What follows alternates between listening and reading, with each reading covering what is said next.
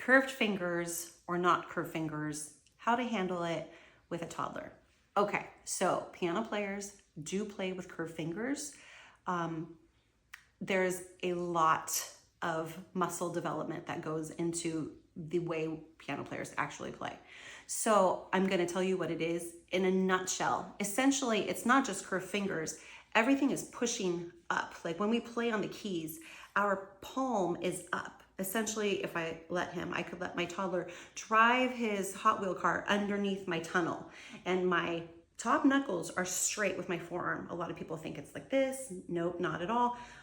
A lot of people will start with flat fingers because you can feel the keys. That's not correct, but that's okay. It makes sense why we start with flat fingers. So we want strong curved fingers. Well, their muscles are still developing.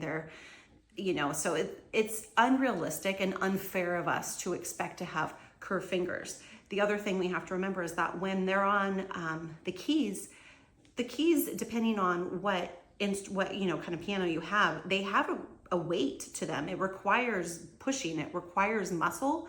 So essentially what I'm saying is keep in mind that your kiddo is developing, and their muscles and their tendons, everything is developing. So it's totally appropriate and okay for them to play with flat fingers, but we want to talk about curved fingers. So with my kiddo, what I say is, how should our fingers be when we start? Before we even begin playing, how should our fingers be? And he immediately says curved fingers, and he does it.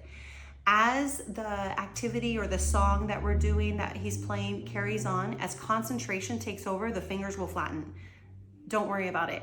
The important thing is that we initially establish we have curved fingers, and then we don't stress. I have not stressed to make sure your knuckles are up. That's not appropriate yet. That will come later, but the concept of curved fingers, we discuss it, and then we don't pressure it. However, if you see they are playing with curved fingers, praise, praise, praise. Oh my goodness, look at those curved fingers. I saw you playing with curved fingers. And then ask them, were you thinking about that the whole time?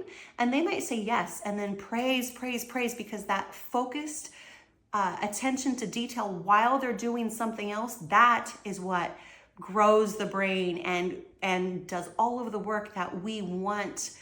All that brain work is happening. That's what we want our kids to experience as they're playing the piano. So make sure that you are praising if you see curved fingers, and if they say, I didn't even think about it, then say, wow, my goodness, you've created a habit. And so either way, you're praising the acknowledgement that they did it. If they didn't play with curved fingers the whole time, just say, I noticed you started out with curved fingers, and leave it at that. You don't need to correct the rest. The rest will come later. So curved fingers, goal, we strive for it at the very beginning, and then we let it go afterwards. We don't worry about it, so that your kiddo feels successful every single time.